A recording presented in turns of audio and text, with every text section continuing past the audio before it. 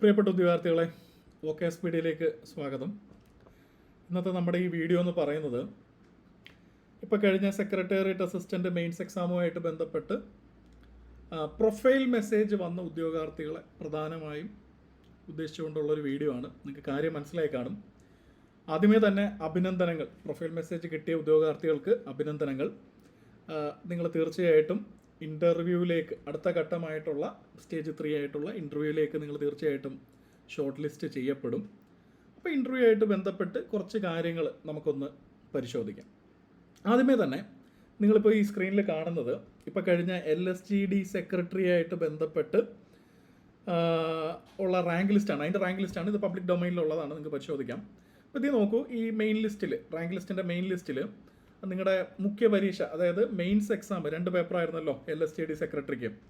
അപ്പം ആ മെയിൻസ് എക്സാമിൽ ഒരു ഉദ്യോഗാർത്ഥി നേടിയ മാർക്കും അതിനോടൊപ്പം അദ്ദേഹത്തിന് ഇൻ്റർവ്യൂവിന് അവാർഡ് ചെയ്ത മാർക്കുമാണ് കൊടുത്തിരിക്കുന്നത്. ഇതിൽ നിന്ന് ആദ്യമേ തന്നെ നമുക്ക് കിട്ടുന്ന ഒരു അണ്ടർസ്റ്റാൻഡിംഗ് എന്ന് വെച്ച് കഴിഞ്ഞാൽ, കൺവെൻഷണലായിട്ട് PSC ഇൻ്റർവ്യൂസ് ഒരു 15 മാർക്കിനായിരുന്നു നടന്നിരുന്നത്.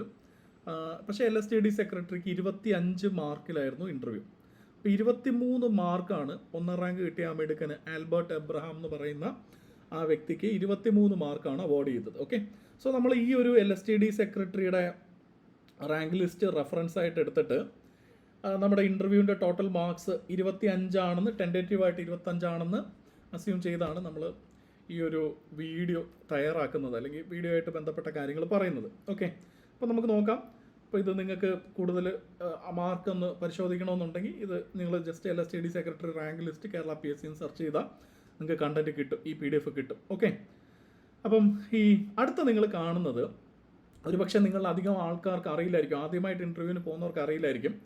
നിങ്ങളൊരു ബയോഡേറ്റ ഫില്ല് ചെയ്യേണ്ടതായിട്ടുണ്ട്. അതായത് നിങ്ങൾ on the day of your interview, നിങ്ങളുടെ ഷെഡ്യൂൾഡ് ഇൻ്റർവ്യൂവിൻ്റെ സമയത്ത് ആ ഇൻ്റർവ്യൂ ഡേയിൽ നിങ്ങൾ ഒറിജിനൽ ഡോക്യുമെൻറ്റ്സ് ഒന്നും കൊണ്ടുപോയില്ലെങ്കിൽ പോലും നിങ്ങൾ മസ്റ്റായിട്ടും നിങ്ങളുടെ കയ്യിൽ കരുതേണ്ട ഒരു ഡോക്യുമെൻ്റ് എന്താണെന്ന് വെച്ച് കഴിഞ്ഞാൽ, ഈ പെർഫോമ നിങ്ങൾ ഡൗൺലോഡ് ചെയ്ത് പ്രിൻ്റ് എടുത്ത് നിങ്ങളിത് ഫില്ല് ചെയ്യണം, നിങ്ങളുടെ ബയോഡാറ്റ ഫില്ല് ചെയ്യണം. കാരണം നിങ്ങളുടെ ഇൻ്റർവ്യൂ ചോദ്യങ്ങൾ, നിങ്ങളുടെ ഇൻ്റർവ്യൂ ആയിട്ട് ബന്ധപ്പെട്ട ക്വയറീസ് ഈ ബയോഡാറ്റയുടെ അടിസ്ഥാനത്തിലാണ് വരുന്നത്. അപ്പോൾ നമുക്ക് ഈ വീഡിയോയുടെ അവസാനം ഈ LSTD സെക്രട്ടറി ഇൻ്റർവ്യൂ അറ്റൻഡ് ചെയ്ത ഉദ്യോഗാർത്ഥികളുടെ ട്രാൻസ്ക്രിപ്റ്റ് ഞാൻ കൊടുത്തിട്ടുണ്ട്, അത് ഞാൻ നിങ്ങൾക്ക് പരിചയപ്പെടുത്തി തരാം. അപ്പോൾ ഇത്തരത്തിലൊരു ബയോഡാറ്റ നിങ്ങൾക്ക് എന്ത് ചെയ്യാനുണ്ട്, ഫില്ല് ചെയ്യാനായിട്ടുണ്ട് എന്നുള്ള കാര്യം ഓർക്കുക. ബയോഡാറ്റയിലേക്ക് നമുക്ക് വരാം. അപ്പോൾ കുറച്ച് ഇൻ്റർവ്യൂ ആയിട്ട് ബന്ധപ്പെട്ട കുറച്ച് ജനറൽ കാര്യങ്ങൾ പറഞ്ഞിട്ട് നമുക്ക് ബയോഡാറ്റയിലേക്ക് വരാം. ഓക്കെ, അപ്പം ഇൻ്റർവ്യൂ കണ്ടക്ട് ചെയ്യുന്നത് ഒരു ബോർഡാണ്, ഒരു ഇൻ്റർവ്യൂ ബോർഡാണ്. ഒരു ഇൻ്റർവ്യൂ ബോർഡിനെയാണ് നിങ്ങൾ അഭിമുഖീകരിക്കേണ്ടത്. ഓക്കെ, അപ്പോൾ ഈ ബോർഡിൽ ഒരു ബോർഡിന് മൾട്ടിപ്പിൾ ബോർഡ്സ് വുഡ് ബി ഒന്നിലധികം ബോർഡുകൾ കാണും. കാരണം ഉദ്യോഗാർത്ഥികളുടെ എണ്ണം അനുസരിച്ചിട്ട് സൈമിൾട്ടേനിയസ് ആയിട്ട് ഇൻ്റർവ്യൂ നടക്കും. അപ്പം ഒരു ബോർഡ് ഹെഡ് ചെയ്യുന്നത് ഒരു ചെയർമാനായിരിക്കും. ചെയർമാനൊപ്പം 2 അല്ലെങ്കിൽ 3 അംഗങ്ങൾ കാണും. ഓക്കെ, അപ്പം ടോട്ടൽ എത്ര ആയിരിക്കും? അപ്പം 2 അംഗങ്ങളാണെങ്കിൽ മൊത്തത്തിൽ ഒരു 3 അംഗങ്ങളെ അല്ലെങ്കിൽ 4 അംഗങ്ങളുള്ള ഒരു ബോർഡിനെയാണ് നിങ്ങൾ എന്ത് ചെയ്യേണ്ടത്, അഭിമുഖീകരിക്കേണ്ടത്. ഓക്കെ, നിങ്ങളൊന്നും പേടിക്കൊന്നും വേണ്ട. ഇവിടെ ടെൻറ്റേറ്റീവായിട്ട് നമ്മൾ 25 മാർക്ക് എടുത്തതിൽ നമ്മൾ ആ റാങ്ക് ലിസ്റ്റ് പരിശോധിക്കുകയാണെങ്കിൽ 19 മുതൽ 23 മാർക്ക് വരെയുള്ള ഒരു റേഞ്ചിലാണ് മാർക്ക് അവാർഡ് ചെയ്തിരിക്കുന്നത്.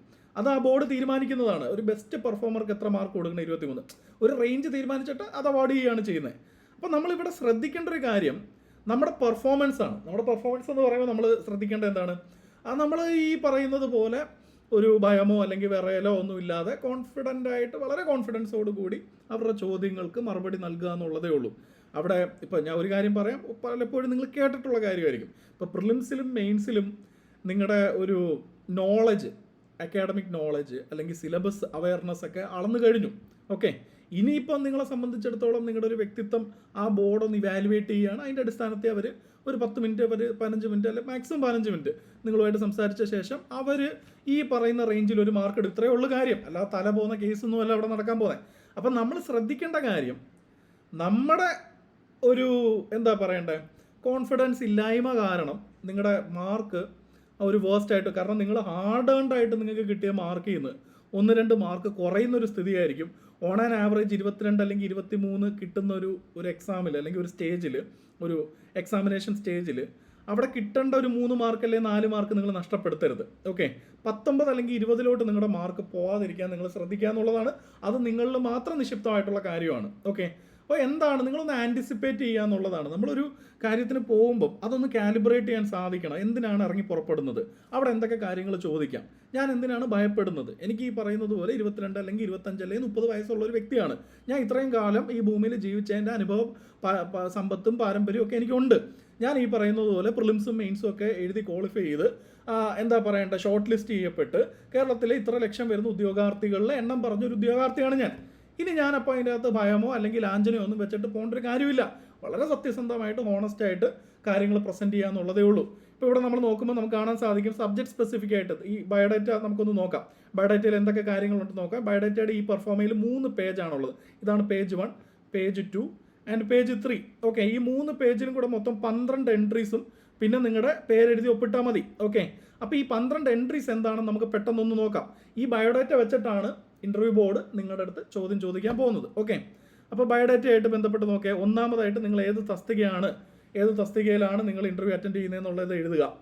ഓക്കെ, അതിനുശേഷം ഫസ്റ്റ് എൻട്രി എന്താണ്, പേരും അഡ്രസ്സും കറക്റ്റായിട്ട് നിങ്ങളുടെ പേരും കറസ്പോണ്ടൻസ് അഡ്രസ്സും കൂടെ ഒന്ന് ഫർണിഷ് ചെയ്യുക.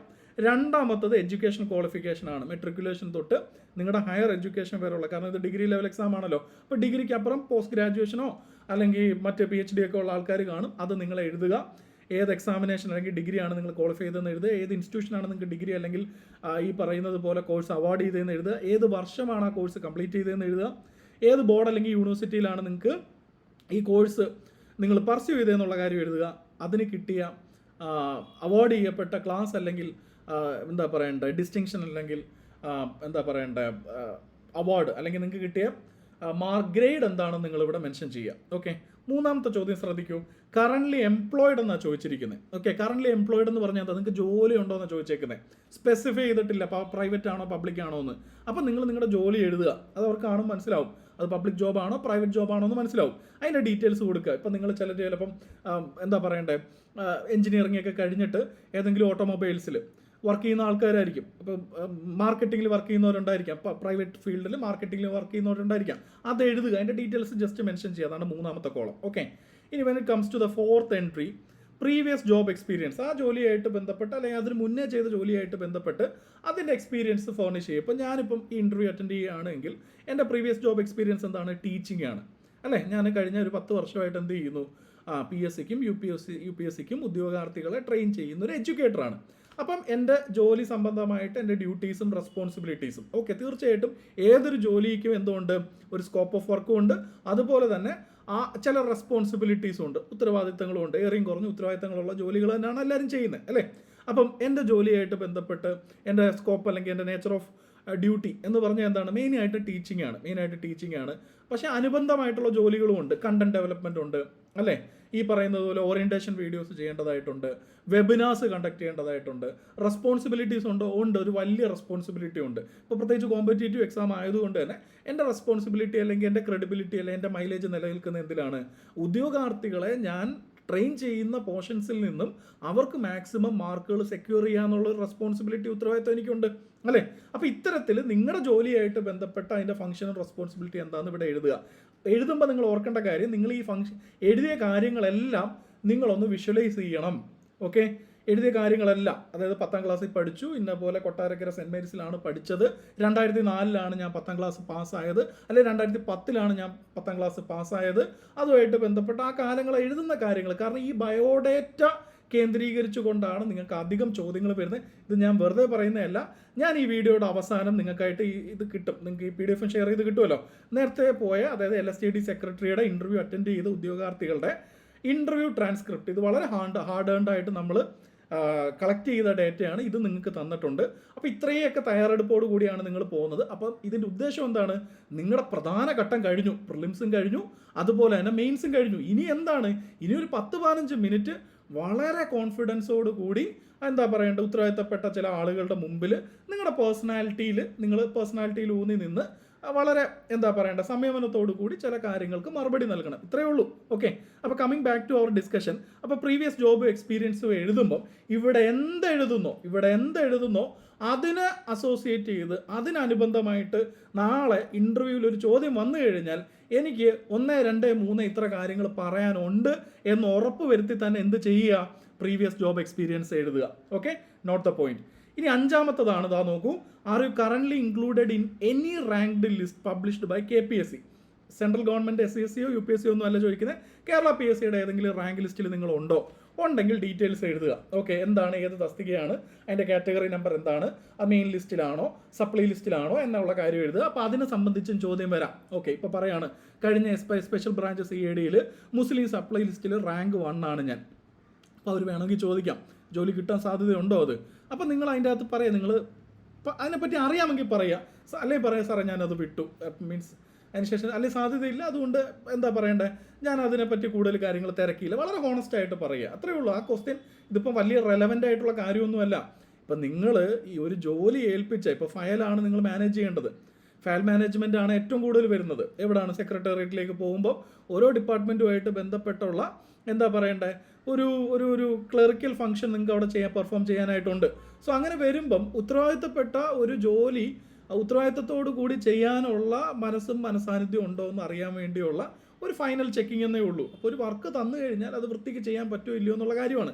അപ്പോൾ അറിയാവുന്ന കാര്യങ്ങളിൽ വളരെ ഹോണസ്റ്റ് ആയിട്ട് പറയുക എന്നുള്ളതാണ്. ഇനി ആറാമത്തെ എൻട്രി എന്ന് പറയുന്നത് ഒക്കുപ്പേഷനാണ്. തൊഴിൽ സംബന്ധമായിട്ടൊരു ചോദ്യമാണ് വന്നിരിക്കുന്നത്. ആരുടെയാണ് ചോദിച്ചിരിക്കുന്നത്? അമ്മയുടെ, അച്ഛൻ്റെ, സ്പൗസ്, ഭാര്യ അല്ലെങ്കിൽ ഭർത്താവ്, സഹോദരൻ അല്ലെങ്കിൽ സഹോദരി. ഓക്കെ, അമ്മയ്ക്ക് ജോലി ഉണ്ടെങ്കിൽ എഴുതുക, അല്ലെങ്കിൽ നോട്ട് ആപ്ലിക്കബിൾ കൊടുക്കുക. ഫാദറിന് ജോലി ഉണ്ടെങ്കിൽ എഴുതുക, അല്ലെങ്കിൽ നോട്ട് ആപ്ലിക്കബിൾ കൊടുക്കുക. ഭാര്യയ്ക്ക് അല്ലെങ്കിൽ ഭർത്താവിന് ജോലി ഉണ്ടെന്ന് എഴുതുക, അല്ലെങ്കിൽ ആപ്ലിക്കബിൾ കൊടുക്കുക. സിസ്റ്റർ ഇല്ലെങ്കിൽ നോട്ട് ആപ്ലിക്കബിൾ കൊടുക്കുക. ബ്രദർ ഇല്ലെങ്കിൽ നോട്ട് ആപ്ലിക്കബിൾ കൊടുക്കുക. സിസ്റ്ററിന് ജോലി ഇല്ലെങ്കിൽ നോട്ട് ആപ്ലിക്കബിൾ കൊടുക്കുക.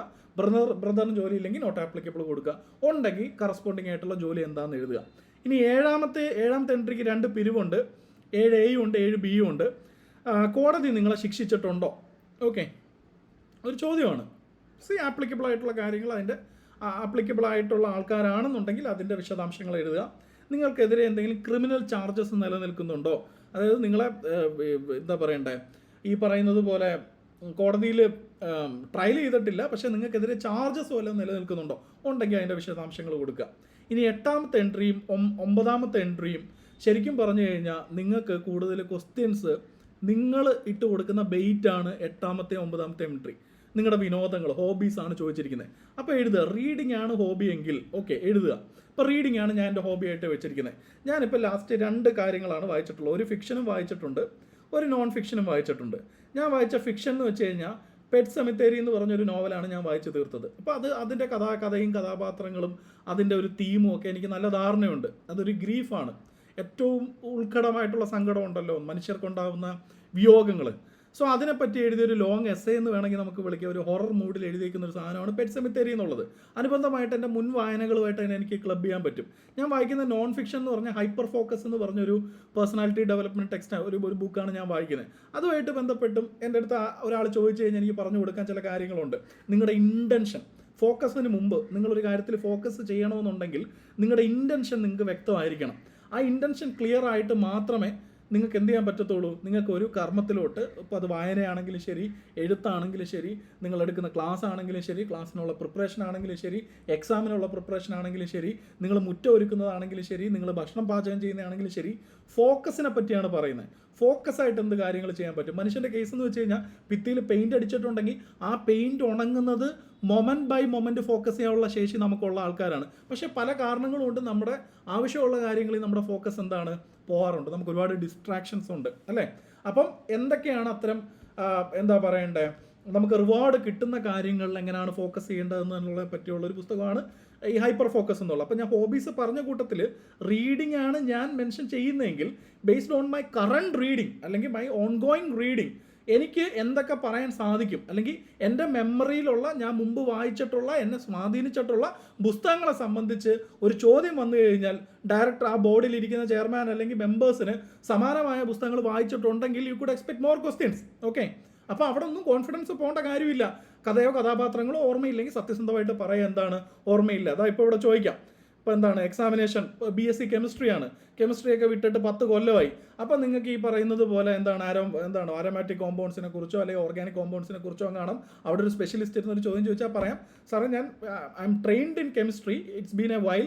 ഇപ്പം ഞാൻ കുറച്ചിങ്ങനെ ഈ പ്രിപ്പറേഷനും കാര്യങ്ങളും മറ്റൊരു സബ്ജക്റ്റിലാണ് ഞാനിപ്പോൾ കൂടുതൽ ഫോക്കസ് ചെയ്യുന്നത്. എൻ്റെ ഒരു ഇൻട്രസ്റ്റ് മറ്റൊരു സബ്ജക്റ്റാണ്. ഒന്ന് പ്രിപ്പയർ ചെയ്ത് കഴിഞ്ഞാൽ ഐ കനോട്ട് റീകോൾ, എനിക്കിപ്പോൾ റീകോൾ ചെയ്യാൻ പറ്റുന്നില്ല, പക്ഷേ ഒന്ന് പ്രിപ്പയർ ചെയ്ത് കഴിഞ്ഞാൽ എനിക്ക് പറയാൻ പറ്റും. Because I was trained. Okay, ഇപ്പോൾ എനിക്ക് ഓർക്കാൻ പറ്റുന്നില്ല എന്നുള്ള കാര്യം സത്യസന്ധമായിട്ട് അങ്ങ് പറഞ്ഞാൽ മതി. അല്ലാതെ അത് തെറ്റിച്ചു എന്ന് കരുതിയിട്ട് നിങ്ങൾക്ക് എന്ത് വരത്തില്ല, മാർക്കൊന്നും നഷ്ടപ്പെടത്തില്ല.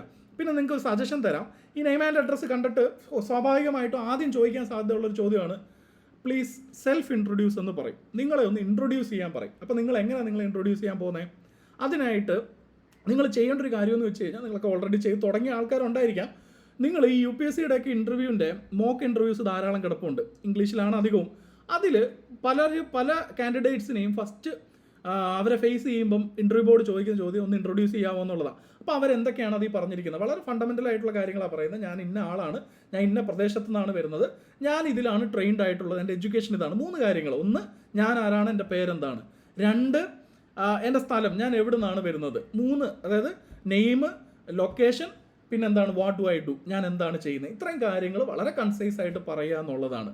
അതിനെ ബേസ് ചെയ്ത് ചോദിക്കുക. നിങ്ങളുടെ ജില്ല കൊല്ലമാണെന്നുണ്ടെങ്കിൽ താഴെ നിങ്ങൾക്ക് ട്രാൻസ്ക്രിപ്റ്റ് കാണാൻ പറ്റും എന്തുകൊണ്ടാണ് കൊല്ലത്ത് കൂടുതൽ കശുവണ്ടി ഫാക്ടറികൾ വരുന്നത്, കൂടുതൽ കശുവണ്ടിയായിട്ട് ബന്ധപ്പെട്ട അല്ലെങ്കിൽ കാഷ്യൂ ക്യാപിറ്റൽ എന്ന് കൊല്ലത്തെ അറിയപ്പെടാനുള്ള കാരണം എന്താണെന്നുള്ള ചോദ്യം വന്നിട്ടുണ്ട്. എന്തായിരിക്കും ഇവിടെ കൊല്ലത്ത് നിന്ന് പോകുന്ന ഒരാൾക്ക് ഇനിയും സെയിം ബോർഡ് മെമ്പർ അവിടെ ഇരിപ്പുണ്ടെന്ന് വിചാരിക്കുക. അയാൾ കൊല്ലംകാരനെ കിട്ടിയപ്പോൾ ഈ ചോദ്യം ചോദിക്കുന്നതെന്ന് വിചാരിക്കുക.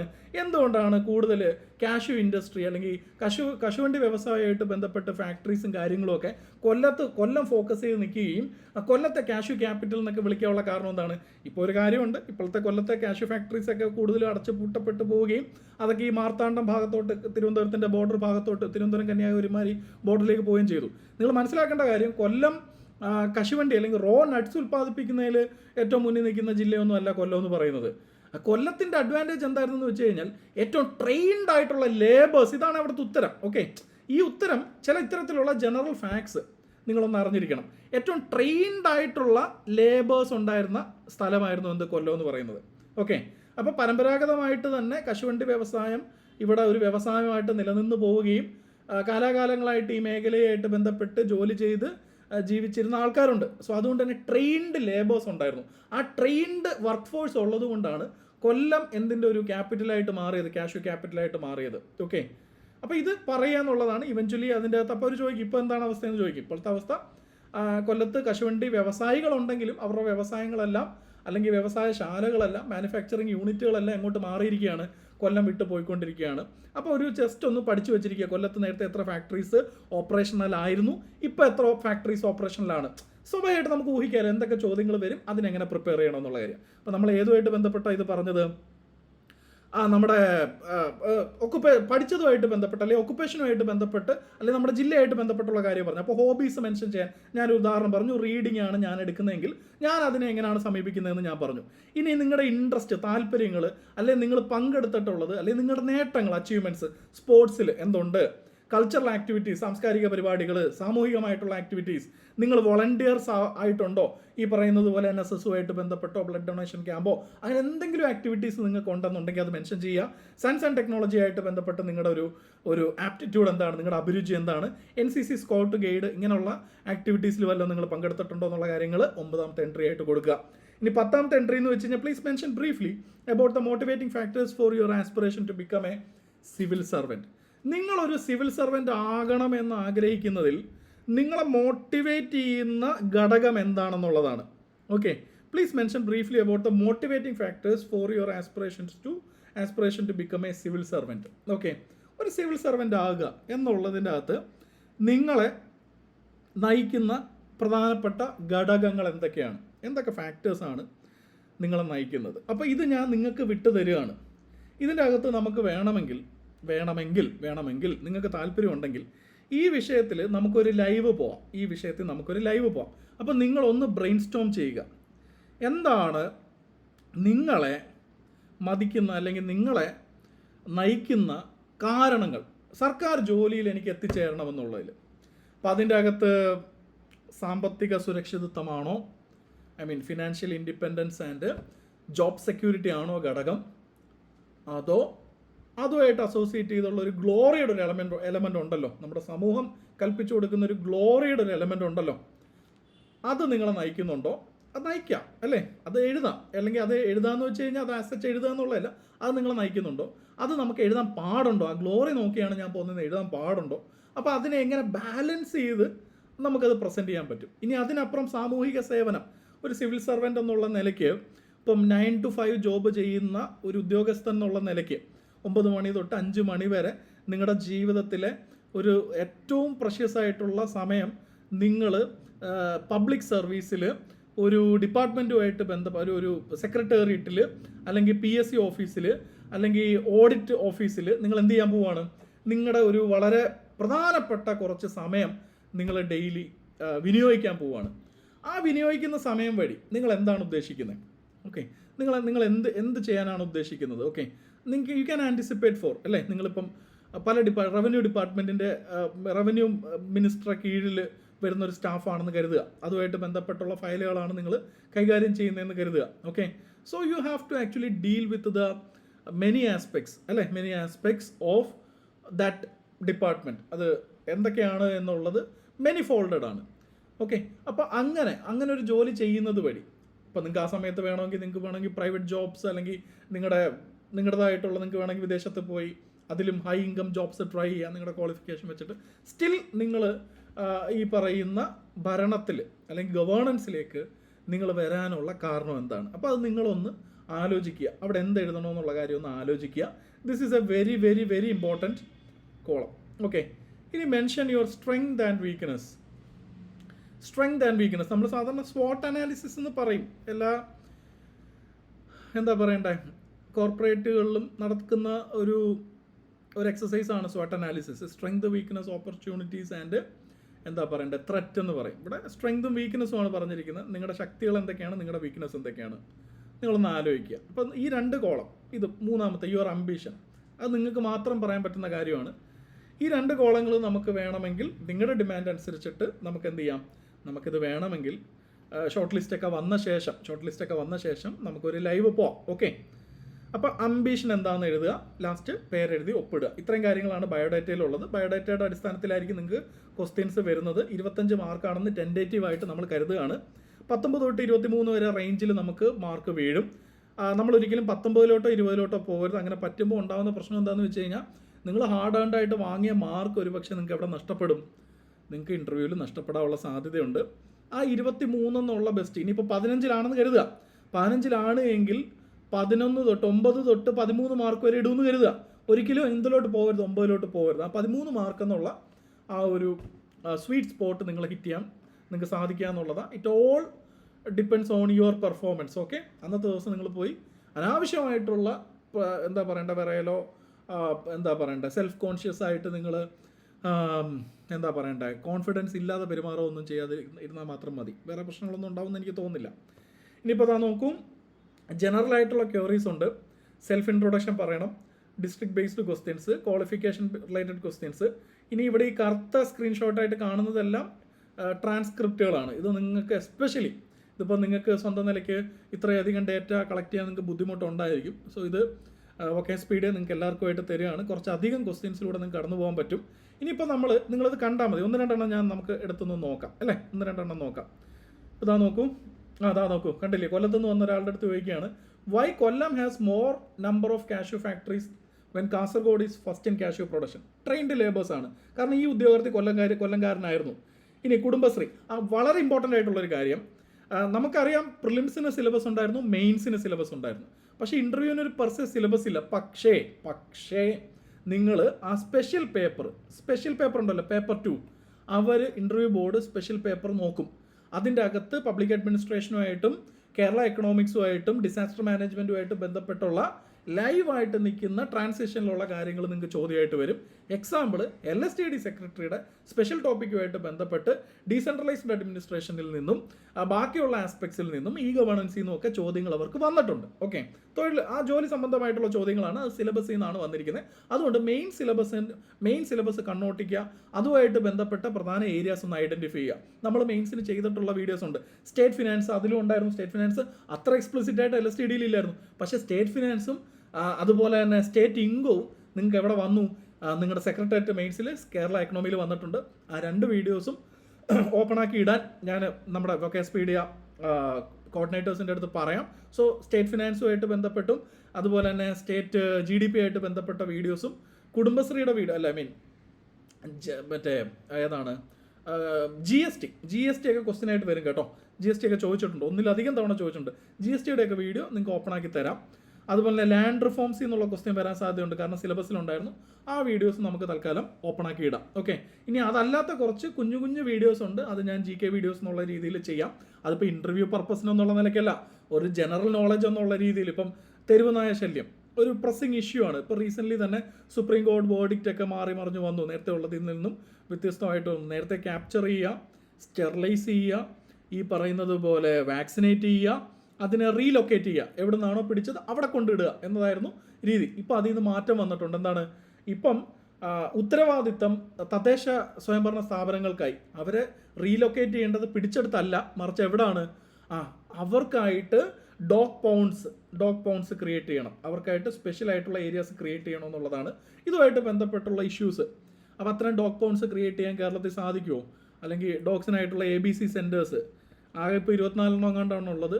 പുതുതായിട്ട് സ്ഥാപിക്കാൻ ABC സെൻറ്റേഴ്സ് സ്ഥാപിക്കാൻ തുടങ്ങിയപ്പോൾ നാട്ടുകാർ പ്രശ്നം ഉണ്ടാക്കി. അപ്പോൾ പട്ടികളെ എല്ലാം കൂടെ ഒരുമിച്ചിട്ട് വളർത്താനായിട്ട് ഒരു സ്ഥലം സെലക്ട് ചെയ്ത് കഴിഞ്ഞാൽ പരിസരവാസികളായിട്ടുള്ള ആൾക്കാർ തീർച്ചയായിട്ടും കേരളത്തിൽ എന്തോ ഉണ്ടാക്കും, പ്രശ്നം ഉണ്ടാക്കും. അപ്പോൾ അങ്ങനെയുള്ള ഇഷ്യൂസ് ഉണ്ട്. അതിലൊന്നും നിങ്ങളുടെ അടുത്തൊരു സൊല്യൂഷൻ പറയാനല്ല പറയുന്നത്. Whether you are aware of the issue. ABC എന്ന് പറഞ്ഞാൽ എന്താ? Animal birth control. അപ്പോൾ ഡോഗ്സുമായിട്ട് ബന്ധപ്പെട്ടാണ്. ഇപ്പോൾ സ്ട്രേ ഡോഗ്സ് എന്ന് പോലും പറയാൻ പാടില്ല. ABC റൂൾസ് 2023 പ്രകാരം ഈ ഡോഗ്സിനെ വിളിക്കുന്നത് കമ്മ്യൂണിറ്റി ഡോഗ്സ് എന്നാണ്. മനുഷ്യരുമായിട്ട് ചേർന്ന് ജീവിക്കുന്ന നായകൾ, അവരെടുത്ത് നമ്മൾ കമ്പാഷനേറ്റ് ആയിരിക്കണമെന്നാണ് ABC റൂൾസ് പറയുന്നത്. സോ അതുമായിട്ട് ബന്ധപ്പെട്ട കുഞ്ഞു കുഞ്ഞു കാര്യങ്ങൾ 1, 2, 3 ഞാൻ 10-12 വീഡിയോസ് ചെയ്യാമെന്നൊക്കെയാണ് കരുതിയത്. പക്ഷേ ട്രാൻസ്ക്രിപ്റ്റ് വളരെ ഡീറ്റെയിൽഡ് ആയിട്ട് നോക്കിയപ്പോൾ മനസ്സിലായി കുറേയൊക്കെ നിങ്ങൾക്ക് തന്നെ പ്രിപ്പയർ ചെയ്യാൻ പറ്റും, അല്ലെങ്കിൽ നിങ്ങൾ ഓൾറെഡി പ്രിപ്പയർ ചെയ്ത ഏരിയാസ് ഉണ്ട്. എന്നാലും ആസ് മെനി നമ്പേഴ്സ് ഓഫ് വീഡിയോസുമായിട്ട് നമ്മൾ വരുന്നതായിരിക്കും. ഇപ്പോൾ ക്ലൈമറ്റ് ചേഞ്ചിൽ ഒരു വീഡിയോ ചെയ്യുന്നുണ്ട്, ABC റൂൾസുമായിട്ട് ബന്ധപ്പെട്ടൊരു വീഡിയോ ചെയ്യുന്നുണ്ട്, സ്റ്റേറ്റ് ഇലക്ഷൻ കമ്മീഷൻ ചെയ്യണമെന്ന് താല്പര്യമുണ്ട്. അപ്പോൾ അങ്ങനെ കുറച്ച് ലൈവായിട്ട് ട്രാൻസിഷനിലുള്ള വീഡിയോസ് നിങ്ങൾക്ക് GK വീഡിയോസ് ആയിട്ട് ചെയ്യാം. അപ്പോൾ നിങ്ങൾ നോക്കുക, റോൾ ഓഫ് ഇത് കൂടുതൽ LSTSുമായിട്ട് ബന്ധപ്പെട്ട ചോദ്യങ്ങളാണ്. അതുകൊണ്ടാണ് ഞാൻ പറഞ്ഞത് മെയിൻ സിലബസ് നിങ്ങൾ കണ്ണോടിക്കുക. അതിൽ സ്റ്റേറ്റ് ഫിനാൻസ് ഇതാ നോക്കൂ. ടൈഡ് ആൻഡ് അൺടൈഡ് ഫണ്ട്സ്, നിങ്ങൾ ക്ലാസ് അറ്റൻഡ് ചെയ്തിട്ടുള്ളവരാണെങ്കിൽ എന്താണ് ടൈഡ് ആൻഡ് അൺടൈഡ് ഫണ്ട്സ് എന്നുള്ളത് നമ്മൾ സ്റ്റേറ്റ് ഫിനാൻസിൽ പഠിച്ചിട്ടുണ്ട്. ടൈഡ് ഫണ്ട്സ് എന്താണ്, അൺടൈഡ് ഫണ്ട്സ് എന്താണെന്നുള്ള കാര്യം പഠിച്ചിട്ടുണ്ട്. സോ അത്തരം വീഡിയോസ്, ആ സ്പെഷ്യൽ വീഡിയോസ് നമുക്ക് ഓപ്പൺ ആക്കി തരാം കേട്ടോ. യൂട്യൂബിൽ നമുക്ക് ഓപ്പൺ ആക്കി ഇടാം. അപ്പോൾ നിങ്ങൾ ചെയ്യേണ്ട എന്താണെന്ന് വെച്ച് കഴിഞ്ഞാൽ, വീഡിയോ ദീർഘിപ്പിക്കുന്നില്ല, നിങ്ങൾ നോക്കുക, ഈ ട്രാൻസ്ക്രിപ്റ്റ് എല്ലാം കൂടെ നോക്കുക. അപ്പോൾ നമുക്ക് ഇതൊരു ഫസ്റ്റ് ഒരു ഗൈഡൻസ് വീഡിയോ എന്നുള്ള നിലയ്ക്ക് ഇത് പോട്ടെ. ഇനി സ്പെഷ്യൽ ടോപ്പിക്കുകൾ ഞാൻ ചെയ്യുന്നുണ്ട്, GK വീഡിയോസ് ചെയ്യുന്നുണ്ട്. അവിടെ കൂടുതൽ കാര്യങ്ങൾ വളരെ സ്പോണ്ടേനിയസ് ആയിട്ട് ഇതൊരു ക്വസ്റ്റ്യൻ്റെ രൂപത്തിൽ നിങ്ങൾക്ക് വരികയാണെങ്കിൽ എങ്ങനെയാണ് പ്രസൻറ്റ് ചെയ്യേണ്ടതെന്നുള്ള കാര്യങ്ങൾ പറയാം. പിന്നെ നമ്മുടെ ബയോഡേറ്റയിലെ എൻട്രി 10-11 സംബന്ധിയായിട്ടുള്ള ലൈവ് വീഡിയോസിൻ്റെ കാര്യം നിങ്ങൾ അഭിപ്രായം പറയുക. ഇതിൻ്റെ അകത്ത് നിങ്ങൾക്ക് ഒരു എയ്ഡ് ആൻഡ് അഡ്വൈസ് വേണമെങ്കിൽ നിങ്ങൾ പറയുക, നിങ്ങൾ എങ്ങനെയാണ് അത് ചെയ്യാൻ ഉദ്ദേശിക്കുന്നത് എന്നുള്ള കാര്യങ്ങൾ പറയാം. അപ്പോൾ വീഡിയോ എല്ലാവർക്കും ഇഷ്ടപ്പെട്ടു, കുറച്ചൊക്കെ പ്രയോജനപ്പെട്ടു എന്ന് വിശ്വസിക്കുകയാണ്. അപ്പോൾ ഓൾ ദ വെരി ബെസ്റ്റ്. നിങ്ങൾ തയ്യാറെടുപ്പ് തുടങ്ങിക്കോളൂ. Keep learning. ഈ പറയുന്നത് പോലെ നമ്മളിപ്പോൾ പഠിച്ചു കഴിഞ്ഞ ആ മെയിൻ സിലബസ് തീർച്ചയായിട്ടും നിങ്ങൾ ഒന്നുകൂടെ എടുക്കുക, അതൊന്നുകൂടെ പൊടിതട്ടി എടുക്കുക. അതിൻ്റെ അകത്തുള്ള കാര്യങ്ങൾ ഈ ട്രാൻസ്ക്രിപ്റ്റിൽ LSTDയുടെ ഇൻ്റർവ്യൂ ട്രാൻസ്ക്രിപ്റ്റിൽ കോമൺ ആയിട്ട് വന്നിട്ടുള്ള ഏരിയാസ് ഐഡൻറ്റിഫൈ ചെയ്യുക. അത് സംബന്ധിയായിട്ടുള്ള ടീച്ചിങ് വീഡിയോസ് നമ്മൾ പബ്ലിക്കായിട്ട് ഇടാം. അപ്പം അടുത്ത വീഡിയോയിൽ കാണാം. ബൈ.